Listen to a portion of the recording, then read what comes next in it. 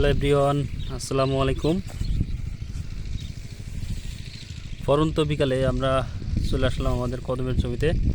আজকে কিন্তু আমাদের জমিতে আমরা সেচ দিচ্ছি, কারণ দু একটা করে কালি দেখা যাচ্ছে। এখন কিন্তু সেচ দেওয়ার পারফেক্ট সময়, উপযুক্ত সময়।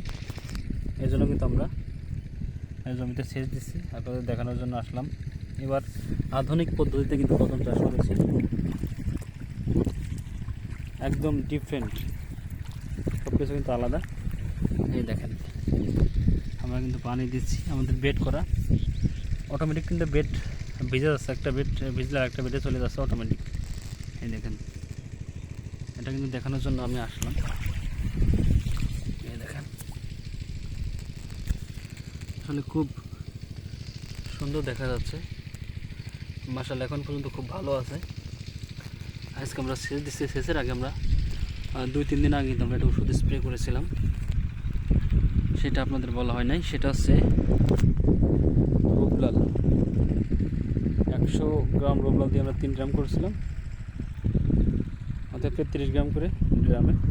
আর এর সাথে ম্যানসার 50 গ্রাম করে। এইভাবে আমরা আমাদের জমিতে আমরা ব্যবহার করছি।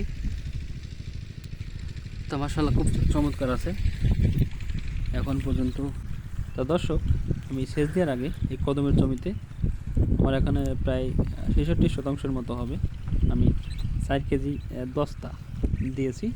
এর অন্যতম কিছু কারণ আছে, কারণ আপনারা জানেন যখন কালিটা বাইরোয় তখন কিন্তু প্লেটের মতো চারপাশ দিয়ে ঘুরানো থাকে কাটা।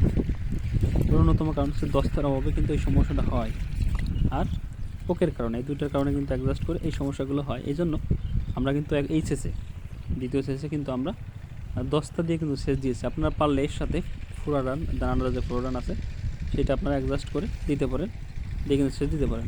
কারণ ফ্লোরানটা অনেক ভালো, খুব কার্যকারী।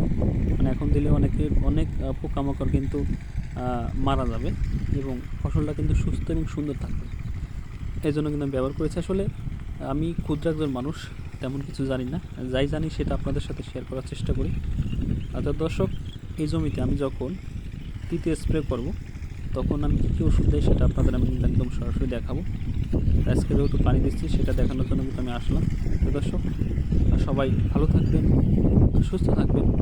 দেখা হবে আবার অন্য কোনো ভিডিওতে। আসসালামু আলাইকুম।